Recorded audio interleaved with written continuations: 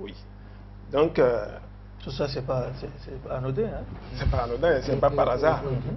Donc, c'est le 5 mai 1970 qu'elle a mis au point une technique qui permet d'éveiller le pouvoir spirituel résiduel en l'homme.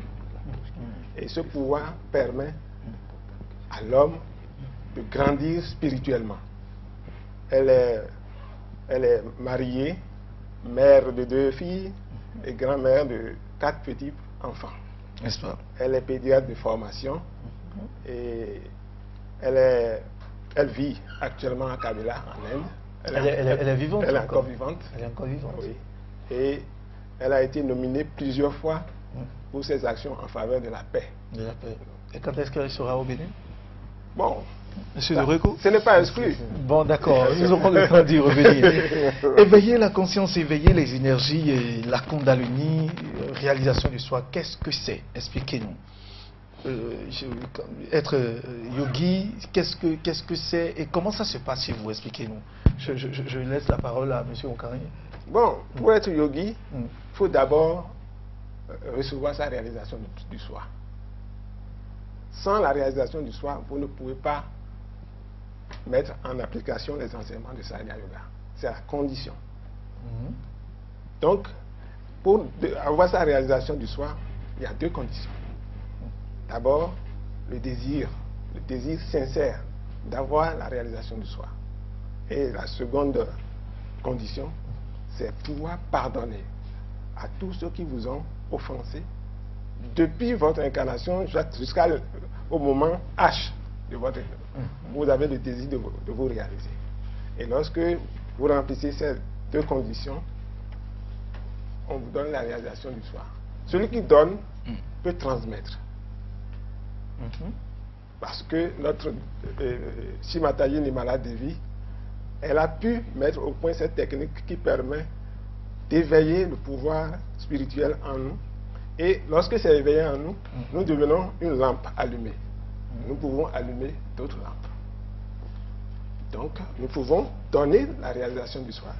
En réalité, ce qu'elle recommande, quand vous avez la réalisation du soi, vous avez le devoir de donner à d'autres. C'est une mission. Et si vous ne le faites pas, c'est que vous gardez le secret pour vous seul. Et ça ne vous arrangera pas. Parce que on ne peut pas être heureux tout seul. C'est vrai. Quand vous avez eu la connaissance, il faut la partager. Donc c'est dans ce sens que dès que vous avez la réalisation du soi, vous commencez par recevoir les enseignements pour apprendre à méditer. Et cette réalisation permet à la Kundalini de s'élever et de purifier tous les centres d'énergie à l'intérieur de nous. Et ça vous confère beaucoup de qualités. Alors si nous prenons le corps subtil... D'abord, comment obtenir, ou bien que faire pour arriver à la réalisation de soi? Parce que vous l'avez dit, avant d'être yogi, il faut obtenir la réalisation de soi, sa réalisation. Oui. Mais comment l'obtenir? C'est important. Oui, c'est important. Vous savez, l'homme, dans sa quête du bonheur, de joie, souvent fuit son être intérieur et recherche le bonheur, soit dans l'argent, dans les femmes, dans la religion, et ainsi de suite. Mais il va d'insatisfaction en insatisfaction. Et quand le moment vient, il y a un centre à l'intérieur de nous qui le pousse à avoir le désir d'aller rechercher quelque chose de mieux, de meilleur. Et dans sa quête, lorsque le désir est pur, il trouvera toujours quelqu'un qui va lui montrer le chemin. Parce qu'il a le désir pur d'avoir la réalisation du soi. Le désir doit être pur. Si vous venez juste pour voir, pour tenter, pour essayer de voir ce qui est là, sans avoir un désir sincère, vous n'aurez jamais votre réalisation du soi. Vous ne pouvez pas vous tromper vous-même. C'est pourquoi nous exigeons que l'intéressé ait le désir pur. Bon, libre à lui, parce qu'il a au moins le libre arbitre. de vouloir et de ne pas vouloir. Parce que le divin nous a au moins donné ça là. Cette volonté. Cette Nous avons volonté. la volonté, La volonté de vouloir ou de ne pas vouloir. De décider pour notre vie. Très bien. Et ça, c'est divin. Tout le monde a ça. Et lorsque vous choisissez d'obtenir votre réalisation du soi et que vous l'avez, vous commencez par appliquer les enseignements et faire la méditation et veiller tous les jours votre condamné. Voilà. Monsieur Onkari, Monsieur Dorego, voilà, j'ai la volonté aujourd'hui, moi qui suis ici, j'ai la volonté d'avoir ma réalisation. Et qu'est-ce que je dois faire? Qu'est-ce que je dois faire? Comment éveiller ces centres-là, ces centres énergétiques en moi? Et quels sont ces centres énergétiques?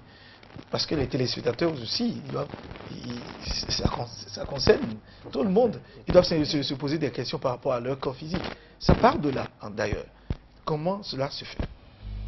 Eh bien, pour avoir sa réalisation, comme l'a dit le frère, il faut d'abord avoir ce désir d'évolution, de connaissance.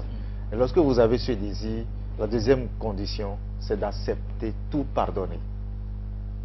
Tout pardonner. Monsieur Onkari nous l'a dit. Quel que soit l'offenseur et quel que soit l'offense et qui que soit l'offenseur. Après ça, il faut donc se mettre à disposition. Et celui qui l'a reçu, comme il a dit, peut transmettre. C'est comme une naissance, une mère qui donne naissance pour celui qui a reçu. Je suis d'accord avec tout ça, mais comment faire de façon pratique? De façon pratique, nous avons prévu le faire en direct. Je ne sais pas si on peut le faire en même temps. D'abord, expliquez-nous, dites-nous quels sont ces centres énergétiques. Voilà. Où est-ce qu'on les trouve pour que les téléspectateurs aussi. Voilà. Nous avons ce que vous voyez là, je crois que la régie est en phase avec nous. Ça s'appelle le corps subtil. C'est ça qu'on appelle l'arbre de vie, de la connaissance et de la sagesse. C'est ça. Il est en chacun de nous. C'est ça, cette étape de vie que les téléspectateurs auront le temps de voir. Il est en chacun de nous. Oui. Et c'est de par cela que nous ressemblons à Dieu. C'est ce que nous avons de commun en nous tous. Si on dit Dieu a créé l'homme à son image, si ce n'est pas le physique, nous trois on ne se ressemblent pas. C'est ça. Ça fait donc trois dieux différents. Et si c'est aussi pas le physique, notre enveloppe, notre chair est mortelle, est périssable. Donc ce n'est donc pas le physique, c'est donc par ça là que nous nous ressemblons et que nous le ressemblons aussi. Donc il faut connaître alors cet arbre. Il faut connaître cet arbre suppose qui est notre système subtil. Qui est notre système subtil. Voilà. Connaître chaque centre d'énergie. Il y a là d'abord 3 canaux. Vous avez une bombe qui est peinte en bleu. Et qui prend sa source en bas, au-dessous d'un triangle. Nous avons une autre bande qui prend sa source et qui est de couleur jaune. Je crois que les téléspectateurs voient bien. Sûr, et une autre bande qui est à l'intérieur. Eh bien, la bande qui est de couleur bleue n'est rien d'autre que l'énergie du désir en nous. Dieu, pour créer ce monde, a d'abord désiré. Il a aimé du beau, il a voulu du beau. Et il a créé le désir. Et c'est le désir en nous. C'est donc ce canal qui est le canal lunaire. Ou le canal féminin. C'est quel numéro déjà? Parce que vous pouvez mettre. Il est la bande de couleur bleue. La bande de couleur bleue. Qui descend, qui monte et qui descend. Et qui descend. Très bien. Qui monte et qui part du bas et qui monte en haut et qui se croise à un niveau juste pour former un ballon. De la couleur jaune. Là. Très bien, très bien. À l'opposé d'ailleurs. Voilà. Donc là, nous avons le canal gauche ou le canal du subconscient. Voyez-vous. C'est ça qu'on appelle aussi, ça correspond au Ning du Tao chinois. Il est le canal du désir, le canal lunaire ou le canal maternel ou l'aspect maternel ou le passé. Les individus qui sont par exemple dominés par cette énergie sont trop passéistes. Ce sont des gens qui aiment consulter. Et ce sont des gens qui accusent souvent le passé. Lorsque quelque chose leur arrive, ils disent, bon, si papa n'était pas décédé, si ma mère n'avait pas divorcé, eh bien je serais tel dans ma vie. Ce sont des gens qui questionnent souvent le passé et qui refusent d'évoluer. Ceux qui sont à l'extrême de cette énergie. Donc en réalité, ça ne sert à rien de questionner le passé, c'est ce que vous voulez dire? Non. Lorsque vous prenez ce que vous devez avoir du présent, vous n'avez plus de questions à poser au passé.